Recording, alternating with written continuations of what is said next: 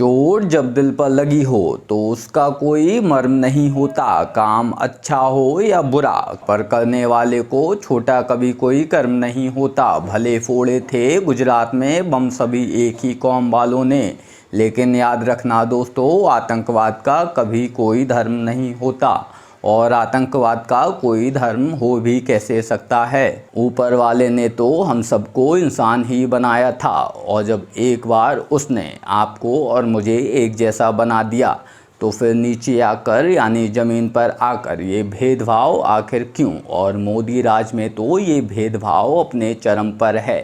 मैं पूछना चाहता हूँ कि अगर आप और मैं दिवाली मना सकते हैं, आप और मैं अगर पटाखे फोड़ सकते हैं, तो ऐसा आखिर क्यों है कि अब्दुल इस देश में बम भी नहीं फोड़ सकता।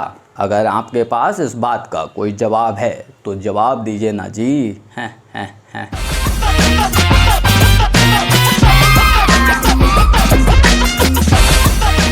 नमस्कार दोस्तों, क्राइम टाइम विद रविशुद्दीन के 8वें एपिसोड में आप सबका स्वागत है। आज हम लोग बात कर रहे हैं देश में खराब हो रहे माहौल यानी कि बिगड़ते भाईचारे की। व्हाट्सएप यूनिवर्सिटी की माने तो स्वर्णिम काल चल रहा है। स्वर्णिम काल यानी कि सब कुछ अच्छा ही अच्छा होना चाहिए, लेकिन उन परिवारों से पूछो जिनके मुखिया को कुछ ही दिनों में फांसी के फंदे पर लटका दिया जाएगा। 2008 से अब तक आराम से जेल में ज़िंदगी बिता रहे और सरकारी रोटियां खा रहे लोगों को जब अचानक से ये पता चलेगा कि कुछ ही दिनों में उन्हें फांसी हो जाएगी, उनके कलेजे पर क्या बीतेगी।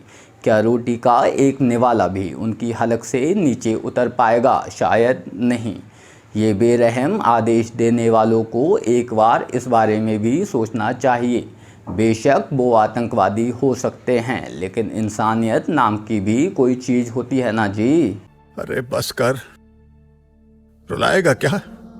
खैर, इंसानियत अगर मोदी सरकार को समझ आती तो देश आज ऐसे हिंदू मुसलमान में नहीं बटा होता। 30 साल से मैं भी पत्रकारिता जगत में हूँ, लेकिन ऐसा आज तक नहीं हुआ। आज आतंकवाद जैसे गंभीर मामलों में भी लोगों की कौम देखी जाने लगी है। 2014 के बाद भले ना फटे हों, लेकिन आतंकवादी और बम विस्फोट बहुत देखे हैं हमारे देश ने। लेकिन जिस तरह से आज हो रहा है, उस तरह से आतंकवादियों के नाम और उनके फ़ोटो जग जाहिर कर एक कौम को इस तरह से बदनाम आज तक नहीं होने दिया गया। मुसलमानों को बदनाम करने के लिए मोदी सरकार इस हद तक गिर सकती है, मैंने क्या किसी ने भी नहीं सोचा होगा। सुनने में तो ये भी आ रहा है कि इनमें से आधे से ज़्यादा आतंकवादी हिंदू थे, लेकिन मोदी सरकार ने नफ़रत की आग में जलते हुए उन सभी के नाम बदल दिए, उनकी पहचान बदल दी, उनके फ़ोटो बदल दिए और सारे आतंकवादी एक ही मजहब के, एक ही संप्रदाय के, एक ही सोच रखने वाले बना दिए।